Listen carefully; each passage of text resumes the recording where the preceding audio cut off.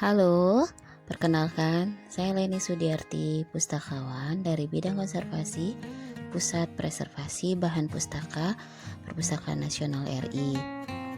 Saya bertugas di Subit Perawatan dan Perbaikan Bahan Perpustakaan.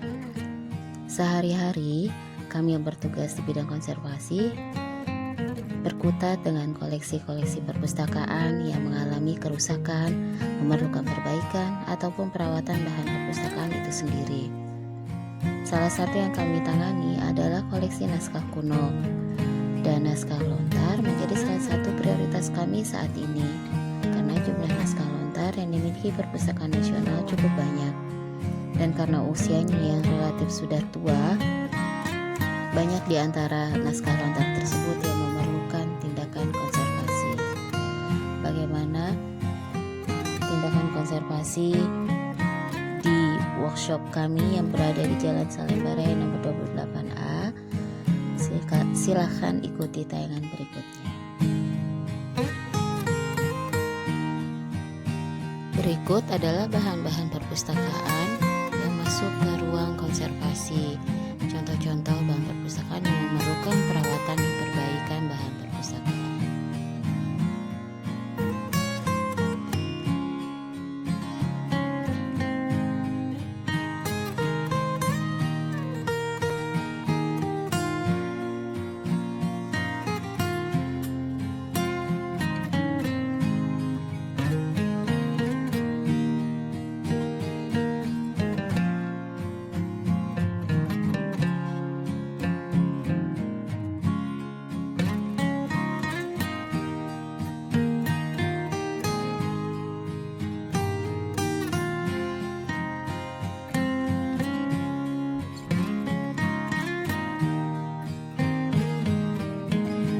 Daun lontar berasal dari pohon lontar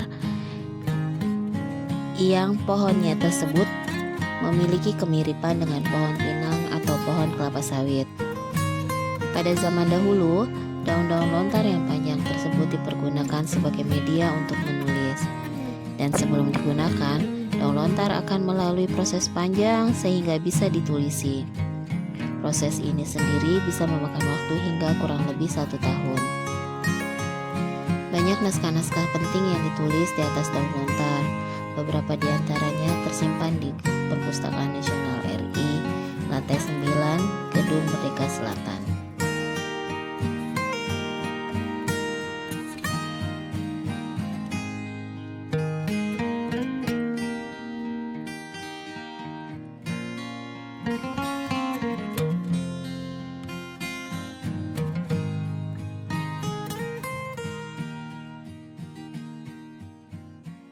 Seiring berjalannya waktu, terjadilah beberapa kerusakan pada naskah lontar tersebut dengan berbagai penyebab.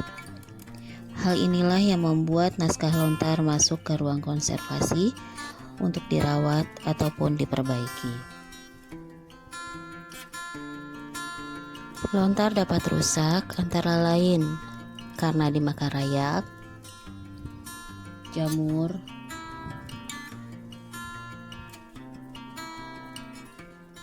patah, dan sebagainya.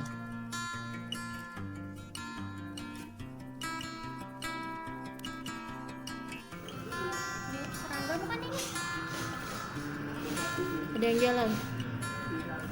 Ada yang jalannya. Telur ya? Putus lagi itu. Oh iya ini deh.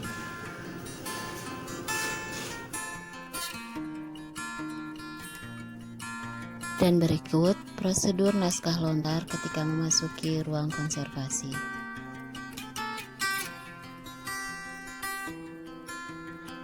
Naskah yang masuk ke ruang konservasi akan didata terlebih dahulu oleh koordinator kegiatan naskah lontar. Setelah didata, naskah lontar akan didistribusikan oleh koordinator kepada masing-masing staf di Subit Perawatan dan Perbaikan Bahan Perpustakaan.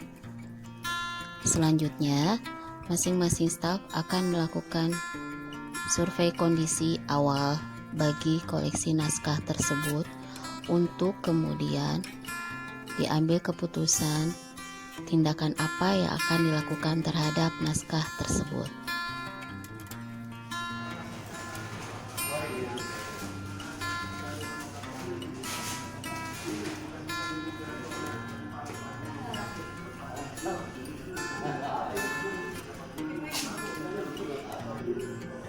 Ini adalah contoh beberapa macam treatment yang bisa dilakukan terhadap naskah lontar yang masuk ke ruang konservasi. Treatment ini dilakukan berdasarkan hasil data awal tadi. Jadi dilihat dulu kondisi naskah lontar tersebut sebelum dilakukan treatment.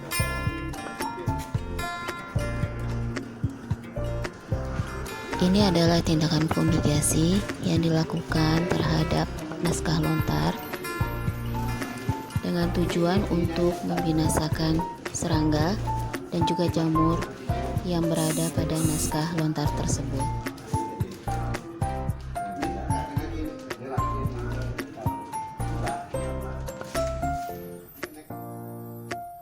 Naskah lontar yang permukaannya tidak rata ditata sedemikian rupa sehingga siap untuk dilakukan konservasi.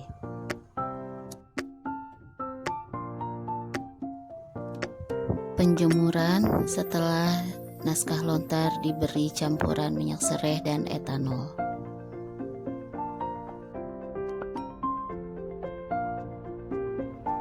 Merapikan tambalan lontar yang patah ataupun berlubang.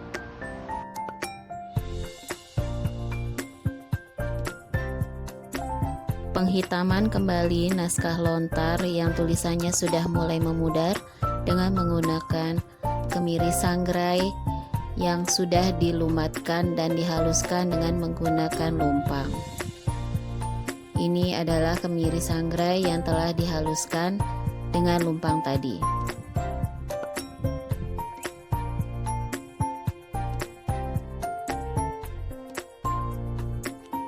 Setelah selesai dikonservasi, maka masing-masing staf yang melakukan perbaikan ataupun perawatan terhadap naskah lontar tersebut akan melakukan survei kondisi akhir naskah lontar tersebut sebelum diserahkan kembali kepada koordinator kegiatan.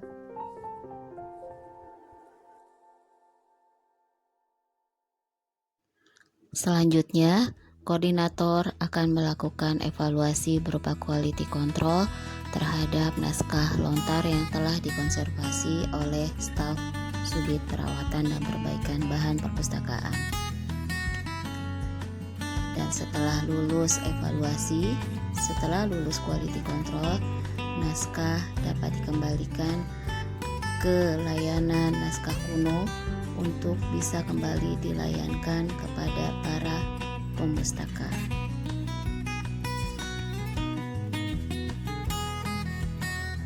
Demikianlah untuk video kali ini. Jika ingin mendapatkan informasi lebih detail tentang konservasi bahan perpustakaan, silakan datang ke lantai 3 Gedung E, Gedung Perpustakaan Nasional RI, Jalan Salemba Raya nomor 28A, Jakarta Pusat. Semoga bermanfaat. Terima kasih.